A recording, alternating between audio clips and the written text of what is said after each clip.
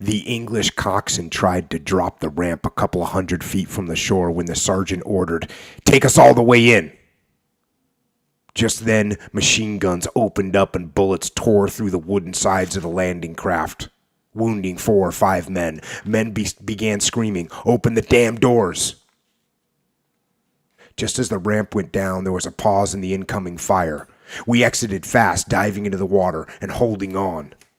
Sergeant Trona was lying next to me when he was shot through the wrist.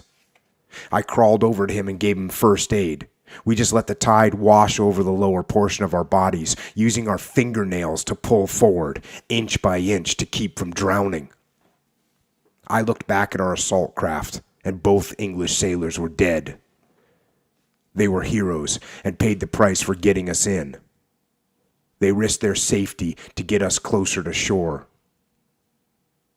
Private Thomas McCarter was the first fatality in our sector. His cries to me for help still haunt me.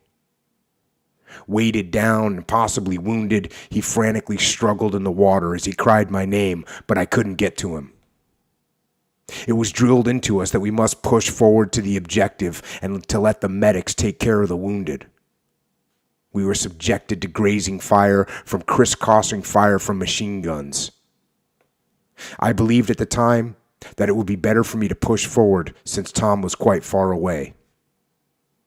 These machine guns kept firing until we got to the seawall. Tom was my friend, and I should have tried to save him. It took individual riflemen using grenades, satchel charges, and bayonets to neutralize the almost impregnable concrete bunkers. I didn't see any Rangers until later. In my opinion, the Air Force and Navy made it possible for us to hang on until reinforcements and more equipment arrived. They also kept the Germans from mounting an armored counterattack. But,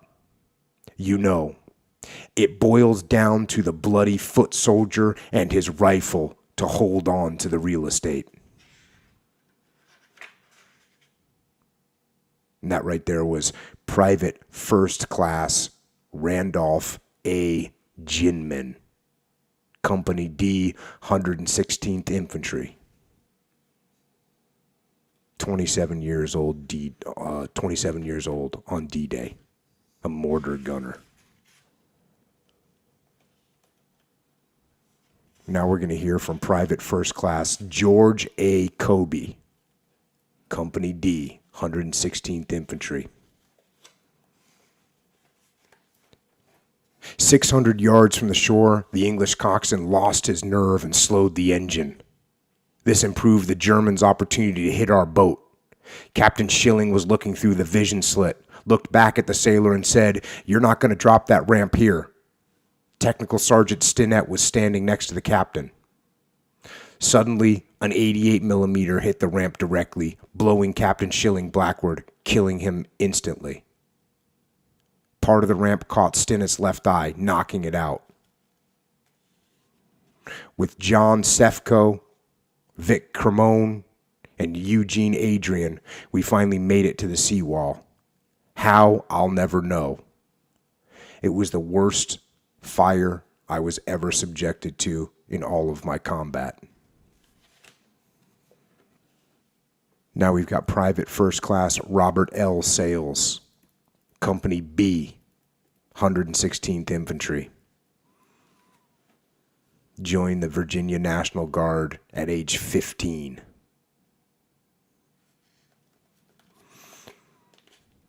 About 100 yards from the shore, the English coxswain said he couldn't get us in any closer. As the ramp lowered, enemy machine guns opened up, firing directly into our boat. Like all great leaders, Captain Zapp was the first off the boat and the first one to get hit. Staff Sergeant Dick Wright was second and also hit, falling into the water. A medic was third, and I didn't see what happened to him. I was fourth. I caught my heel in the ramp and fell sideways out of the path of that MG-42, undoubtedly saving my life. All of the men that followed were either killed by Germans or drowned. No one from my craft was ever found alive.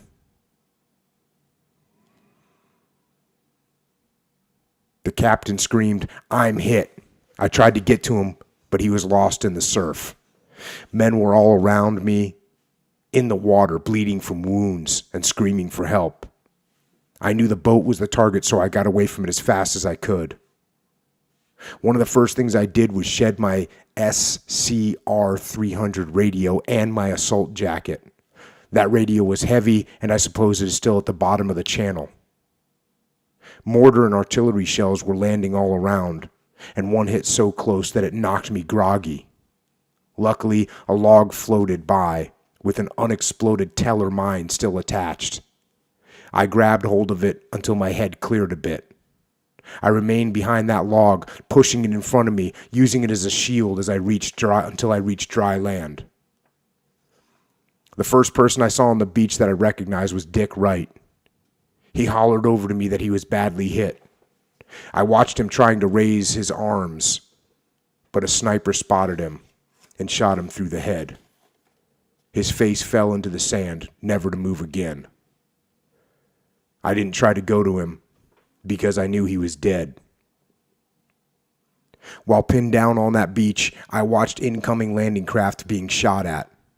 One of them carried the battalion surgeon, Captain Robert B. Ware, a man I knew from my hometown of Madison Heights, Virginia. The doctor had flaming red hair. I watched him as he disembarked the landing craft, and that machine gun opened up, cutting him down. What I will never forget was seeing his helmet fly off his head and showing all that red hair. I crawled on my belly using the dead and wounded as a shield. Sometime later, I saw Max Smith from Shepherdtown, West Virginia, and some other B Company men taking shelter behind a seawall. Some of them were badly wounded. I bandaged Smith's eye that was lying out of his face. I kept crawling back to the water's edge, dragging men out if they were still living. I didn't bother if they were dead. I pulled quite a few to safety. One of the medics helped to give first aid and comfort to the wounded. The first enemy soldier I saw was a prisoner. Interrogators had him on his knees, and his hands were locked behind his head. He didn't look so tough to me, but those guys up on the cliffs were plenty tough. You can't imagine how helpless it was to be lying on that beach, and those machine guns and snipers shooting anything that moved. At this point, we were not sure the invasion would succeed. Our company was shot up so badly that there was no organization or communication from other sectors to tell us how they were doing. If all the landing zones were as helpless as we were, the invasion was in jeopardy. We felt helpless and alone. We had many acts of heroism from B Company men, with many of them unreported. Lieutenant William B. Williams single-handedly, with hand grenades and a rifle, charged and subdued a pillbox. Sergeant William Pierce and Odell Paget survived the landing better than we did and were able to take a few men up to those rocks and cliffs and fight it out with the Germans. It was touch and go for quite some time in our sector. Not until St. Lo fell in July did we know for sure that the invasion was a success.